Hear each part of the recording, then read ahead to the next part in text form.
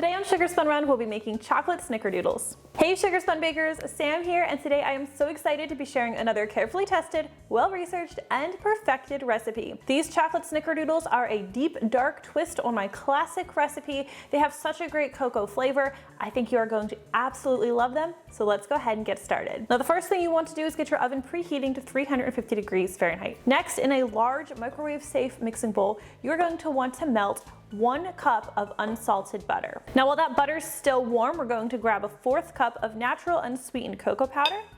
We're going to go ahead and mix that in until it's completely absorbed by the butter. Or I guess the butter is completely absorbed by the cocoa powder, until it's completely mixed. I'm gonna switch over to my whisk because I've got quite a lot of little lumps in my cocoa powder, so a whisk is just going to help me break them up and ensure that I have a nice even chocolate flavor. Next, we are going to add our sugar. You'll need 1 cup of granulated sugar and a 1/2 cup of firmly packed light brown sugar. And we'll stir these in with the butter and cocoa powder. Now, adding the cocoa powder should cool down your butter so it's not very hot by the time you get to add your sugar, but it's a good idea for you to double check, make sure it doesn't feel warm to the touch, because if your butter is still very hot, it could end up melting your sugar, leaving you with a greasy cookie dough. That means cookies that spread all over your baking sheet, so we would definitely want to avoid that. All right, next are the eggs. We're going to need 1 large egg for today's recipe. Got a little bit of my green shell in there. That's why we always do it in a separate bowl.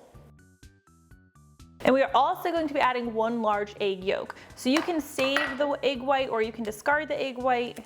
Just don't add it to your cookie dough. This extra egg yolk helps make the cookie a little bit more tender and more flavorful, and omitting the white is one of the reasons that we do not have to chill this cookie dough before we bake it. We'll also add just a 1/2 teaspoon of vanilla extract and stir everything together until it is well combined. All right, set this aside and we're going to need a separate mixing bowl for our dry ingredients.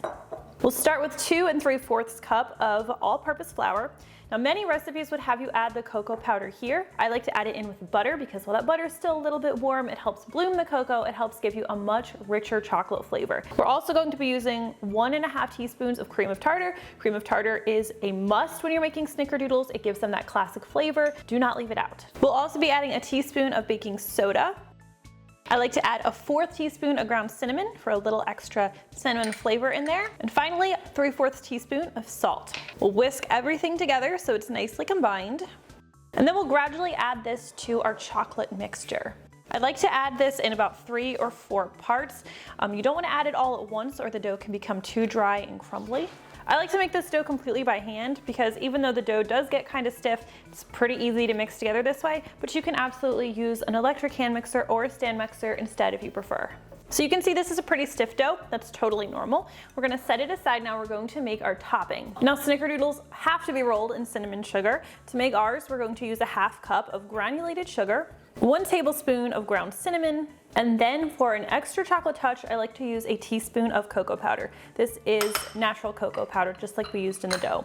Just stir everything together so it's nicely combined. All right, now we can start scooping and rolling our dough. I like to use a 1 1/2 tablespoon sized scoop. And then we'll roll the dough between our palms to make a nice smooth ball. And then roll this through our cinnamon sugar cocoa mixture. Space the cookies at least 2 inches apart on your baking sheet.